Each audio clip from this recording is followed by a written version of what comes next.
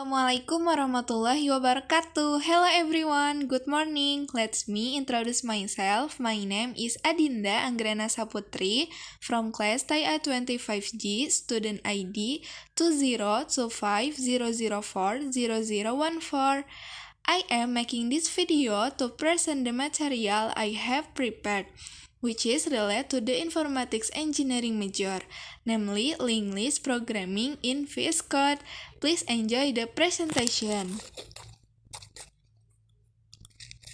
Explanation and concept of linked list. A linked list is a type of data structure that contains a collection of data arranged linearly, with each data stored in a node and connected through nodes. Linked lists are created dynamically. Linked list elements, or called nodes, are created according to instructions when the program is run. A linked list node is accessed using a pointer that points to that node. Jadi, linked list adalah jenis struktur data yang berisi kumpulan data dan disusun secara linear, dengan masing-masing disimpan dalam sebuah simpul dan terhubung melalui node. Linked list dibentuk secara dinamik. Elemen linked list disebut node, dibentuk sesuai instruksi saat program dijalankan. Sebuah node linked list diakses dengan menggunakan pointer yang mengacu menunjuk ke node tersebut. Linked list type: 1. Single linked list, 2. Double linked list, and 3. Circular linked list. Jadi, jenis-jenis linked list itu terbagi menjadi 3, yaitu single linked list, double linked list, dan circular linked list. Java part and libraries. Each element node of a linked list consists of two parts. A. Info or the value of the data element. B. Next link file or next pointer file. Setiap elemen node dari suatu linked list terdiri atas dua bagian, yaitu A. Info atau nilai dari elemen data, and B. Next link file or next pointer file. Java provides the linked list class to handle linked list by including import java.util.linkedList.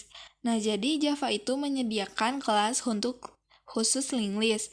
Nah, itu untuk menangani senarai berantai, yaitu dengan menyertakan import java.util.linkedList. Declaring a linked list class object is done as follows: linked list, string, list, new linked list, string. Nah, deklarasi objek berkelas linked list dilakukan dengan cara linked list, string, daftar sama dengan new linked list, string. Di sini saya mempunyai studi kasus. Nah, ini termasuk dari jenis bagian linked list single and input ya. Program ini membuat single linked list untuk menyimpan data menu makanan yang terdiri dari nama makanan dan harga makanan. Nah, program mendukung 3 operasi utama, yaitu menambah menu, menghapus menu, dan menampilkan daftar menu. Untuk yang pertama, ada kelas node, yaitu representasi satu data menu. Node itu satu elemen dalam linked list. Di sini ada string nama untuk nama makanan, ada double harga untuk harga makanan, dan node next ini menunjukkan ke node berikutnya. Next itu null, artinya node tersebut berada di akhir list ya. Nah, yang kedua ada variabel head atau titik awal linked list. Head ini untuk menyimpan node pertama. Jika head sama dengan 0, berarti list masih kosong. Yang ketiga, ada method atau tambah menu, menambah data ke akhir list. Nah, bagaimana sih cara kerjanya? Nah, cara kerjanya itu kita harus buat node baru. Jika listnya kosong, nodenya langsung menjadi head.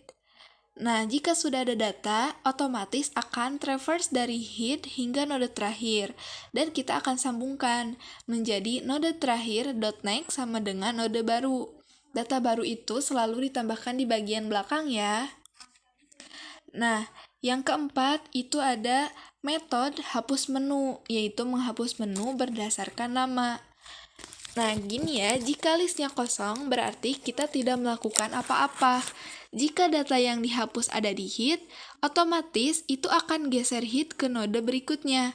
Jika data berada di tengah atau di akhir, itu akan cari node sebelum target dan lewati node yang dihapus.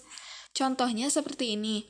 Jika kita membuat input A, B, C, dan ketika di run akan menghasilkan output A, B, C. Nah, selanjutnya kita akan hapus B, yang tersisa hanya A dan C. Otomatis yang dilewat yaitu B.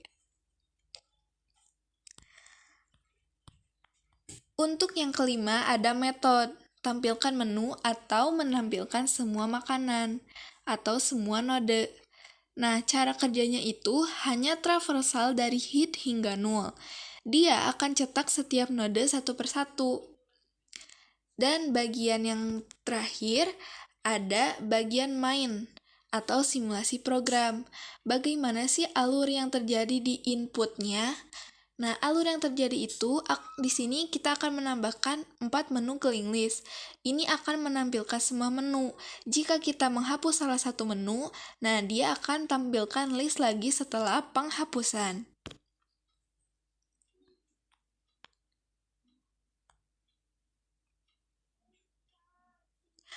Nah, setelah kita menjalankan atau kita run hasil input tadi, ini adalah hasil outputnya. Nah, di sini terlihat ada daftar menu makanan.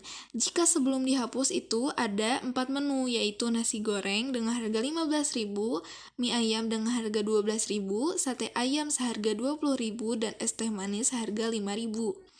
Jika kita menghapus salah satu menunya, di sini saya sudah menghapus satu menu yaitu mie ayam. Dan hasil output terakhirnya ada 3 menu, nasi goreng, sate ayam, dan es teh manis.